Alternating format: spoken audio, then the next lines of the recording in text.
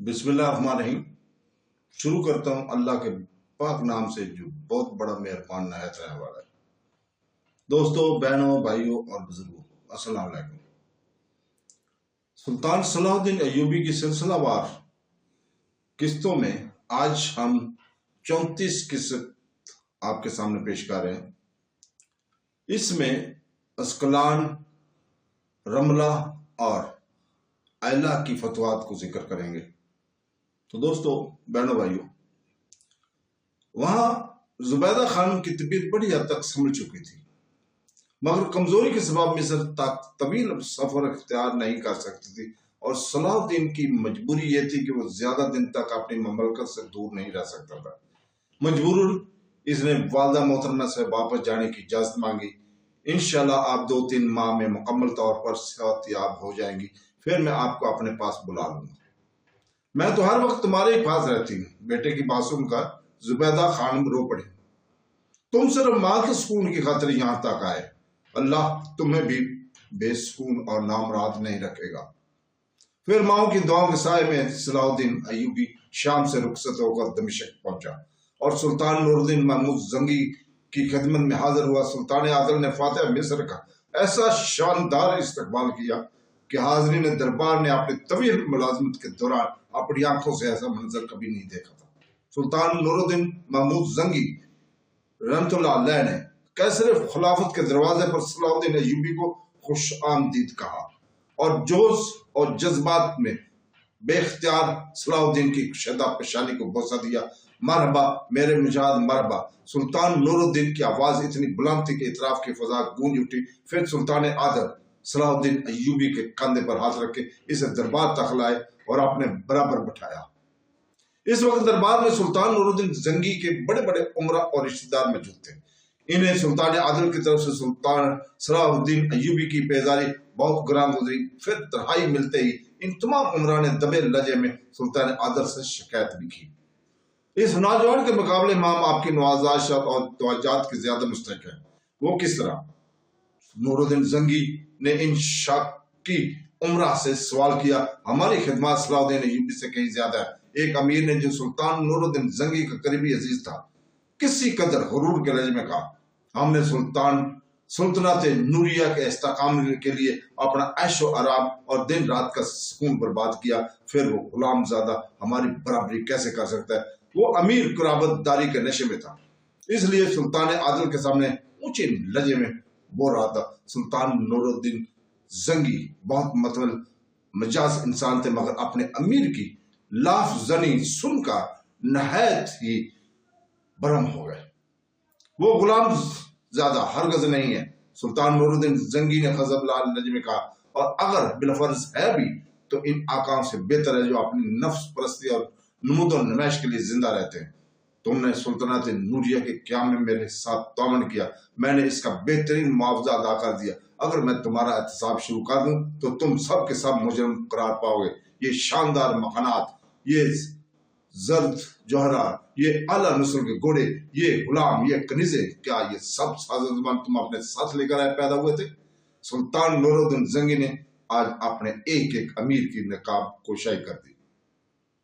سلطان نے عادل کے بگڑے ہوئے تہوار دیکھ کر تمام عمرہ کے چہروں پر خوف کی پرچھائیاں لرزنے لگی اور ان کے سر مزاحمت سے خم ہو گئے۔ تم صلاح الدین ایوبی کے برابر کھڑے ہونے کے بھی قابل نہیں ہو۔ سلطان عادل کا لہجہ بدستور غضبناک تھا۔ وہ مرد مجاہد ہے، میرا خواب، میری امیدوں کا مرکز، حق تعالیٰ نے اسے امین بنایا۔ اس نے مصری خزانے کے سارے نوادات خلیفہ بغداد اور میری خدمت میں بھیج دیے، باقی دولت سوائیوں اور محتاجوں میں تقسیم کر دی۔ وہ مصر کا درویش وزیر اعظم ہے اور وہ بھی عین عالم شباب میں، حق تعالیٰ اس کی درویشی میں اضافہ کرے۔ آخر تمام عمرہ اس مجلس خاص سے اٹھ کر چلے گئے، مگر اس طرح ان کے چہرے فق تھے اور گردنیں جھکی ہوئی تھی۔ پھر دوسرے دن سلطان نور الدین زنگی صلاح الدین ایوبی کو اپنے ایک مخصوص کمرے میں لے گئے۔ یہ وہی کمرہ تھا جس میں سلطان عادل نے ایک انتہائی خوبصورت ممبر رکھا تھا۔ اس ممبر کی تیاری پر ہزاروں دینار خرچ ہوئے تھے۔ سلطان نور الدین زنگی نے حلب اور دمشق کے ماہر صناعت کو طلب کر لیا تھا۔ اپنا سارا ہنر اس ممبر کے نقش و نگار بنانے پر ختم کر دو۔ اور واقعی اس ہنرمندوں نے ایسا ممبر تراشا تھا کہ وہ رضائی کا بہترین نمونہ تھا۔ صلاح الدین ایوبی نے مصر میں فاطمی خلیفہ ازد کا ممبر بھی دیکھا تھا، مگر سلطان نور الدین زنگی کے بنوائے ممبر کے سامنے اس کی کوئی حیثیت نہیں تھی۔ صلاح الدین تم یہ ممبر دیکھ رہے ہو؟ سلطان نور الدین زنگی نے انتہائی جذباتی اور پرسوز لہجے میں کہا، حق تعالیٰ نے مجھ عاجز بندے کو اپنے رحمت سے سب کچھ عطا کیا، بس ایک آخری خواہش تھی جو باقی رہ گئی ہے۔ میری آنکھیں اس وقت بند ہوں جب بیت المقدس فتح ہو چکا ہو اور وعد الشری کے نام لیوا قطار در قطار مسجد اقصی میں داخل ہوئے اور میں اس ممبر پر کھڑے ہو کر اہل ایمان سے خطاب کروں، چاہے اس خطبے کے دوران مجھے موت ہی کیوں نہ آ جائے۔ یہ کہتے کہتے سلطان نور الدین زنگی کی آنکھوں میں آنسو آ گئے۔ آپ سلطان عادل ہیں، حق تعالیٰ آپ کی یہ خواہش بھی پوری کرے گا۔ یہ جذباتی منظر دیکھ کر سلطان صلاح الدین ایوبی کی آنکھیں بھی اشک بار ہو گئی تھی۔ اللہ نے آپ کو ہم مسلمانوں کے لیے صاحبان بنایا، مجھے یقین ہے کہ آپ تعدیر سلامت رہیں گے اور بیت المقدس کی فتح آپ ہی کے زیر قیادت ہوگی۔ یہ کوئی نہیں جانتا کہ کل کیا ہوگا۔ خلافتوں کو آج سلطان نور الدین زنگی کا لہجہ بہت اداس تھا۔ اگر وہ منظر دیکھنے سے پہلے میری آنکھیں بند ہو جائیں اور بجھ جائے اور میں زیر خاک ہو جاؤں تو تم اپنی آنکھیں رکھنا اور کھلی رکھنا اور اس وقت تک جاگتے رہنا جب تک کہ سلیس کا آخری بندہ بھی اس ارض مقدس کی حدود سے باہر نہ نکل جائے۔ سلیس کے بندوں سے سلطان عادل کی مراد عیسائی تھے جو آج بھی 3 خداؤں کی مانتے ہیں۔ بس یہی میری آخری نصیحت ہے اور یہی وصیت، جہاد اور صرف جہاد، انصاف اور صرف انصاف۔ پھر اہل دمشق نے اپنی آنکھوں سے یہ عجیب منظر بھی دیکھا کہ سلطان نور الدین زنگی اپنے تمام عمرہ کے ساتھ صلاح الدین ایوبی کو رخصت کرنے کے لیے دمشق کی سرحد تک آئے۔ پھر گھوڑے سے اتر کر صلاح الدین سے بڑے مولانا انداز میں گلے ملے، پھر اس کی پیشانی کو بوسہ دیتے ہوئے نہایت جذباتی لہجے میں بولے، تم اہل ایمان کا سرمایہ ہو، اللہ تمہاری حفاظت کرے۔ پھر سلطان عادل اس وقت تک کھڑے رہے جب تک سلطان صلاح الدین ایوبی اور اس کا فوجی دستہ نظروں سے اوجھل نہ ہو گیا۔ صلاح الدین ایوبی کو دمشق کے رخصت ہو کر مصر پہنچے ہوئے بامشکل 1 ہفتہ گزراتا ہوگا کہ اس کے جاسوسوں نے خوفناک اطلاع دیتے ہوئے کہا، شاہ یروشلم مصر پر قبضہ کرنے کی خواہش سے فی الحال دستدار ہو چکا ہے، مگر اہل ایمان کے خلاف اس کی سازشیں ابھی تک جاری ہیں۔ آج کل اہلیہ کے قلعے میں مسلسل صلیبیوں کا اجتماع ہو رہا ہے تاکہ وہ اس قلعے کا مضبوط مرکز بنا کر حجاز مقدس پر قبضہ کر سکے۔ حجاز مقدس کا ذکر سن کر صلاح الدین ایوبی کے چہرے پر شدت عزیت اور کرب کا رنگ ابھر آیا تھا۔ جاسوسوں نے اس خوفناک منصوبے کی مزید تفصیلات بتاتے ہوئے کہا، ان صلیبیوں کو در پردہ شاہ یروشلم اموی اور سلسلی ثقیلہ کے حکمرانوں کی بھرپور تائید و حمایت حاصل ہے۔ اگر فوری طور پر اس کا تدارک نہ کیا گیا تو بہت زیادہ مشکلات پیدا ہو سکتی ہیں۔ یہ خبر سن کر صلاح الدین ایوبی نے ایک دن کی بھی ترقی نہیں کی، مصر کا انتظام اپنے والد سے سپرد کیا اور ایک لشکر جرار لے کر اسکلان اور رملہ کی طرف بڑھا۔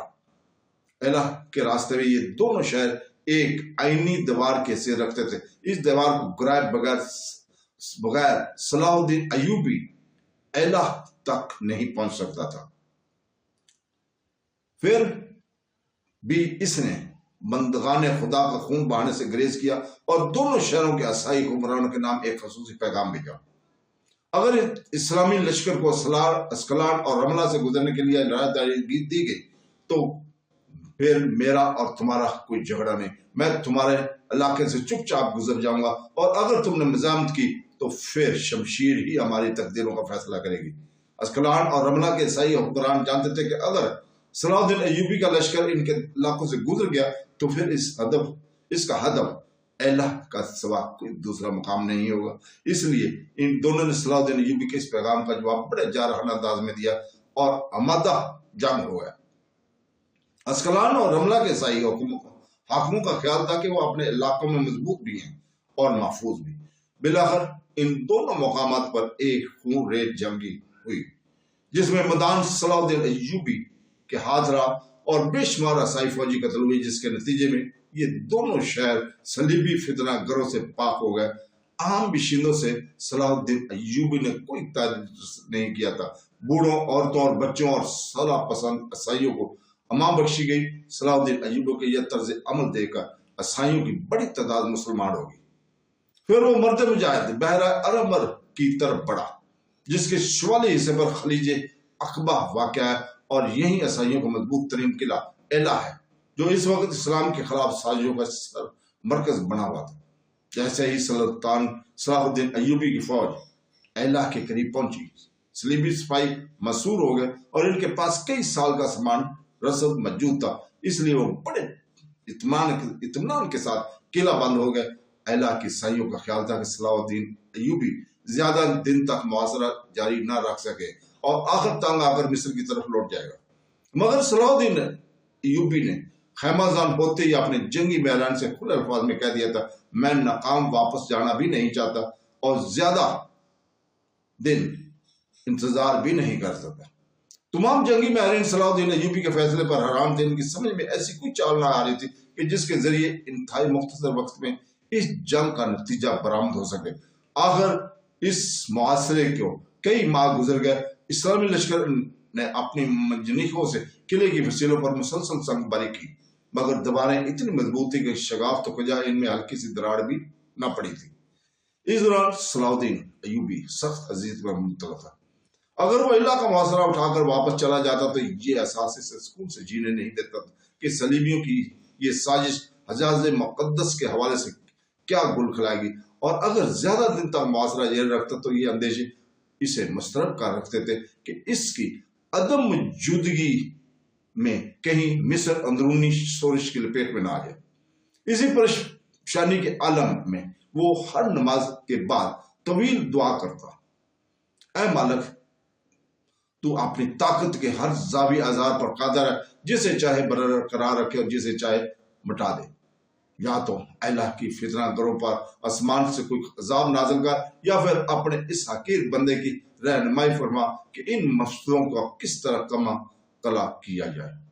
بالآخر ایک رات صلاح الدین ایوبی سویا تو اس نے دیکھا کہ شالیہ خیمے میں داخل ہوتی ہے اور انتہائی پرسکون لہجے میں کہتی ہے، یوسف، حضرت عمرو بن عاص کا طریقہ اختیار کرو، حق تعالیٰ تمہاری مراد پوری کر دے گا۔ گھبرا کر صلاح الدین ایوبی کی آنکھ کھل جاتی ہے۔ وہ ادھر ادھر دیکھتا ہے مگر شالیہ کہیں نظر نہیں آتی۔ پھر نیند کا خمار ظاہر ہوتے ہی اسے اندازہ ہو جاتا ہے کہ اس نے ایک خواب دیکھا ہے، مگر وہ خواب بے مقصد نہیں تھا۔ صلاح الدین کو فوراً ہی وہ تاریخ کی احساس واقعہ یاد آ گیا۔ یہ حضرت عمر فاروق کا زمانہ خلافت تھا، جب مسلمان روم پر حملہ آور ہوئے تھے، مگر رومی فوج قلعہ بند ہو کر اطمینان سے بیٹھ گئی تھی۔ محاصرہ نے اس قدر طویل کھینچا کہ 6 ماہ گزر گئے اور جنگ کا کوئی نتیجہ برآمد نہیں ہوا تھا۔ مجبوراً اسلامی سپاہ سالاروں نے حضرت عمر کو پوری تفصیل لکھی اور محاصرہ جاری رکھنے کے لیے 10,000 تازہ دم فوج بھیجنے کی درخواست کی۔ اس خط کے جواب میں حضرت عمر فاروق نے مشہور صحابی حضرت عمرو بن عاص کو بھیج دیا اور ساتھ یہ بھی تحریر کر دیا، تمہیں 10,000 فوج نہیں، صرف حضرت عمرو بن عاص کی ضرورت ہے، انشاءاللہ یہ تنہا تمہارا مسئلہ حل کر دیں گے۔ حضرت عمرو بن عاص نے روم پہنچتے ہی 2-4 دن تک شہر کی گردنوا اور قلعے کی زہری حالت کا جائزہ لیا۔ پھر اپنے آپ رضی اللہ تعالیٰ نے سلار لشکر سے فرمایا، کل نماز فجر کے بعد تمام خیمے اکھیڑ ڈالو اور دشمن کو یہ واضح تاثر دو کہ تم لوگ ناکام اور نامراد واپس جا رہے ہیں۔ رومی حکمرانوں نے بڑی مسرت کے ساتھ مسلمانوں کی واپسی کا منظر دیکھا۔ پھر اس نے اپنے کچھ جاسوس لشکر اسلام کے تعاقب میں روانہ کی۔ ان جاسوسوں نے 20-25 میل تک اسلامی فوج کا پیچھا کیا۔ پھر انہوں نے واپس آ کر اپنے حکمران کو اطلاع دی کہ واقعاً لشکر اسلام جا چکا ہے، اب اس کے لوٹنے کا کوئی امکان باقی نہیں۔ اس مستقہ اطلاع کے بعد قلعے کے دروازے کھول دیے گئے۔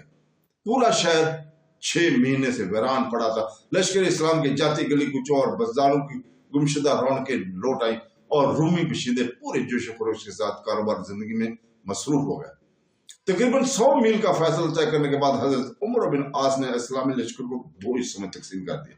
ایک فوجی دستہ دائیں مڑا اور دوسرا بائیں مڑا۔ دونوں فوجی دستوں کی ہدایت کی تو وہ طویل چکر کاٹ کر قلعے کے عقب میں پہنچ جائیں۔ پھر دونوں دستے دائیں اور بائیں سے تیزی کے ساتھ نمودار ہوں۔ پھر جب لشکر اسلام حضرت عمر بن عاص کی ہدایت کے مطابق واپس لوٹے تو رومی بشدے روزمرہ کی عیش و عشرت میں مبتلا تھے اور ان کی فوج بے خبری کی حالت میں گہری نیند سو رہے تھے۔ نتیجہ لشکر اسلام ان پر عذاب نغانی کی طرح نازل ہوا۔ رومی سپاہیوں کو اتنی مہلت بھی نہ مل سکی کہ وہ بھاگ کر دوبارہ قلعہ بند ہو جاتے۔ ان جانکار ان کی بڑی تعداد طے ہوگی، کچھ سپاہی فرار ہونے میں کامیاب ہو گئے اور باقی غلام بنا لیا گیا۔ واضح ہے کہ حضرت عمر بن عاص کا شمار دنیا کے ذہین ترین افراد میں ہوتا تھا۔ ان کے علاوہ آپ فاتح مصر بھی تھے۔ آخر صلاح الدین ایوبی نے یہی طریقہ اختیار کیا۔ پھر جب ایلا کی سلیبی قلعے کا دروازہ کھول کر باہر نکلا اور اس پہ آدھے رنگ رلیاں منانے لگا تو صلاح الدین ایوبی کے لشکر نے انہیں اس طرح پیس ڈالا جیسے چکی کے دو پاٹوں کے درمیان گندم کو پیسا جاتا ہے۔ عیسائی سپاہیوں کی بہت ہی معمولی تعداد فرار ہونے میں کامیاب ہو سکی۔ نصف سے زیادہ مزاحمت کرتے ہوئے قتل ہو گئے اور باقیوں نے ہتھیار ڈال کر امان طلب کی، مگر صلاح الدین ایوبی نے انہیں معاف نہیں کیا کیونکہ وہ متصب اور فتنہ گر سپاہی تھے۔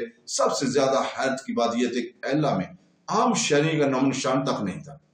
گلی گلی کعبہ خانے موجود تھے جہاں صرف خوبصورت عیسائی طوافیں رہتے تھے۔ صلاح الدین نے فوری طور پر ایلا سے ان بدکار عورتوں کو نکال دیا، پھر اپنے ایک فوجی دستے کو اس کام پر مامور کر دیا کہ صلیبیوں کے ظلم و ستم سے تنگ آ کر جو مسلمان خاندان ایلا ہجرت کر گئے تھے انہیں دوبارہ ان کے آبائی وطن میں آباد کیا جائے۔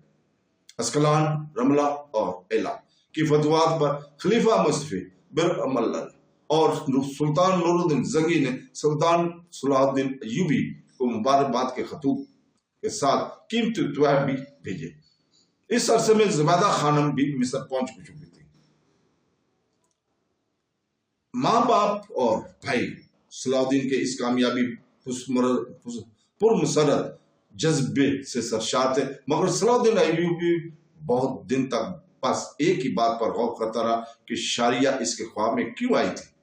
آخر وہ کون سی روحانی طاقت تھی جس نے شاریہ کو اس کے اضطراب سے بے خبر کر دیا تھا۔ اس دوران امارہ یمنی نام کی ایک شعلہ بیان شاعر کچھ مصری عمرہ اور سسلی کے عیسائی حاکم کے ساتھ صلاح الدین ایوبی کو قتل کر کے مصر میں دوبارہ فاطمی خلافت قائم کرنا چاہتے تھے، مگر صلاح الدین ایوبی کی ایک ہمدرد زین الدین علی نے اسے بر وقت خبر کر دیا۔ صلاح الدین ایوبی نے فوری طور پر اس سازش میں شریک ہونے والے تمام افراد کو گرفتار کر لیا اور پھر انصاف کے تقاضے پورے کرنے کے لیے مصر کی عدالت عالیہ میں ان پر مقدمہ چلایا گیا۔ آخر جب ان کا جرم ثابت ہو گیا تو انہیں سر عام پھانسی پر لٹکا دیا گیا تاکہ دوسرے فتنہ گروں کو بھی عبرتناک حاصل ہو سکے۔ ابھی اس واقعے کو چند دن ہی گزرے تھے کہ سلطان نور الدین زنگی کے حکم پر صلاح الدین ایوبی نے 568 ہجری میں کرک پر لشکر کشی کی اور اس کا محاصرہ کر لیا۔ اس محاصرے کے دوران صلاح الدین ایوبی کو ایک جان گداز خبر ملی، اس کا باپ نجم الدین ایوب گھوڑے سے گر کر مر گیا تھا۔ صلاح الدین ایوبی نے سلطان نور الدین زنگی کے نام معذرت نامہ تحریر کیا اور کرک کا محاصرہ چھوڑ کر کیرا روانہ ہو گئے۔ سلطان صلاح الدین ایوبی راستے کے خطرات کی پرواہ کیے بغیر طوفانی رفتار سے کیرا کی طرف بڑھ رہے تھے۔ بس اسے ایک ہی فکر تھی کہ وہ کسی طرح اپنے والد کا آخری دیدار کر لے۔ یہ بھی اس کی خوش قسمتی تھی کہ وہ اس وقت کیرا پہنچا جب نجم الدین ایوب کا جنازہ قبرستان لے جایا جا رہا تھا۔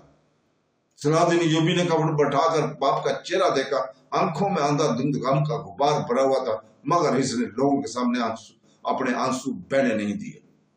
نجم الدین ایوب کی موت کا سبب اس کا شوق چوغان بازی تھا۔ وہ اس قدر تیز گھوڑا دوڑایا کرتے تھے کہ دیکھنے والے دہشت زدہ ہو جاتے تھے۔ 18 ذی الحج 568 ہجری کو کیرا کے باب النصر کے قریب چوغان کھیلتے ہوئے وہ گھوڑے سے گر پڑا اور شدید زخمی ہو گیا۔ طبیبوں نے نجم الدین ایوب کی جان بچانے کے لیے بہت کوشش کی، مگر ضربات اتنی گہری تھی کہ وہ ان کی اثر سے بے ہوش ہو گئے اور وہ اس بے ہوشی کے عالم میں رخصت بھی ہو گیا۔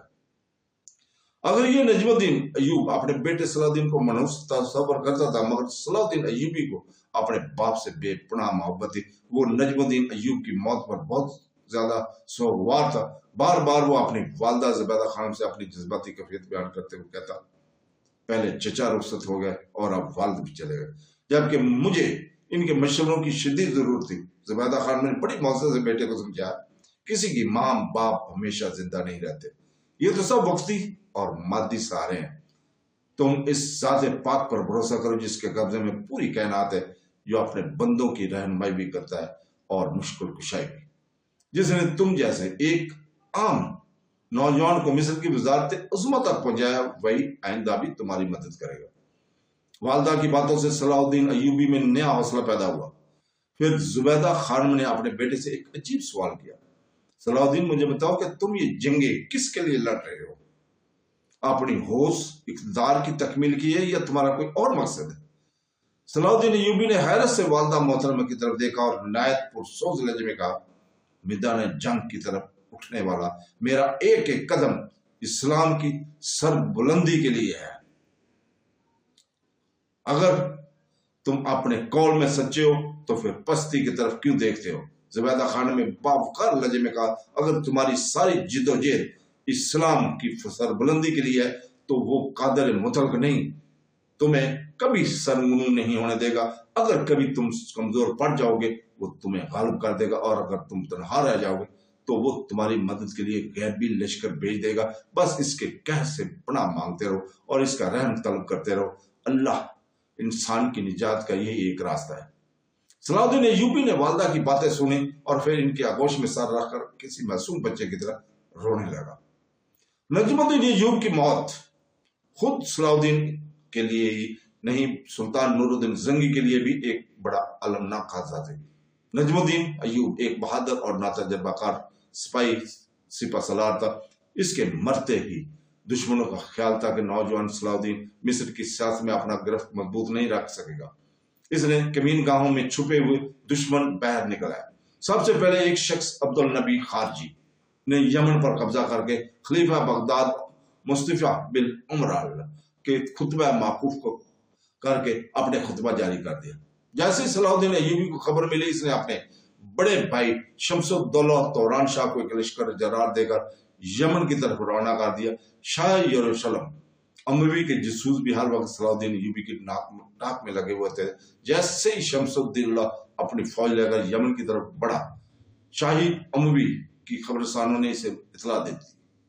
یہ ہمارے لیے ایک سنہری موقع ہے کہ ہم آگے بڑھ کر مصر کے ساحلی شہر دامیات اور کچھ دوسرے علاقوں پر قبضہ کر لیں۔ یمن پر فوج کشی کے باعث صلاح الدین ایوبی کی عسکری قوت نصف سے بھی کم رہ گئی ہے۔ شاہ یروشلم اموی نے دمیات کے حوالے سے اپنی پچھلی شکست کو فراموش نہیں کیا تھا۔ جب سلطان نور الدین زنگی کے لشکر نے بر وقت دامیات پہنچ کر شاہ اموی کے سارے منصوبے کو خاک میں ملا دیا تھا اور باقی کسر بارش اور ہوا کی طوفانوں نے پوری کر دی تھی، شاہ اموی اپنی اس شکست کو یاد کر کے اکثر پیش و داب کھایا کرتا تھا۔ اگر اس کا بس چلتا تو وہ سلطان نور الدین زنگی اور سلطان صلاح الدین ایوبی کے ساتھ ان کے خاندانوں کا نام و نشان تک مٹا دیتا۔ ابھی وہ دامیات کی شکست کے زخموں کو خرید ہی رہا تھا کہ فرانس کا مشہور کہان بطریق یروشلم پہنچا۔ شاہ اموی ذاتی طور پر بطریق سے واقف نہیں تھا، مگر بطریق شاہ فرانس لوئیس ہفتم کا خصوصی خط لے کر آیا تھا۔ اس خط میں تحریر تھا، یسوع مسیح آپ کی اور یروشلم کی حفاظت کریں، میں مقدس کہن بطریق کو آپ کی خدمت میں بھیج رہا ہوں، یہ ہمیں بتائیں گے کہ کن اوقات میں مسلمانوں پر حملہ کرنا ہے۔ تو دوستو، آج ہم یہاں پہ آپ سے اجازت چاہتے ہیں اور کل تک کے لیے اجازت دیں۔ اللہ حافظ۔